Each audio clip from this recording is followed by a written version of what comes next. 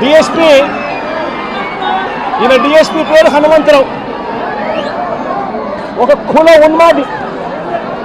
నేను అడుగుతా ఉన్నా ఇదే డిఎస్పీకి, పోలీస్ బట్టలు వేసుకుంటూ ఉన్నారా? న్యాయం ధర్మం కోసం మీరు నిలబడి ఉన్నారా? లేకపోతే న్యాయం ధర్మాన్ని చంపేయడం కోసం మీరు ఉన్నారా అని అడుగుతా ఉన్నా.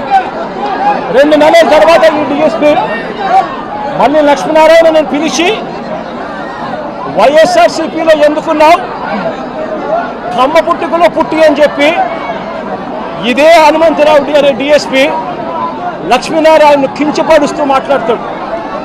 కించపరుస్తూనే మాట్లాడటమే కాదు, అవమానించడము, బెదిరించడము, తప్పుడు సాక్ష్యాలు మళ్ళీ తీసుకొస్తాను, తప్పుడు సాక్ష్యాలతో నిన్ను జైలుకు పంపుతాను అని చెప్పి అవమానించి, లెంపకాయలు వేసి, కొట్టి, బెదిరించి లక్ష్మీనారాయణను అవమానపరిస్తే లక్ష్మీనారాయణ పురుగుల మందు తాగి సూసైడ్ వీడియో తీసి తన చావుకు ఎవరు కారణము, ఎలాంటి పరిస్థితుల మధ్య తాను చనిపోయే పరిస్థితి తీసుకొచ్చారు, ఏ రకమైన కుల ఉన్మాదంతో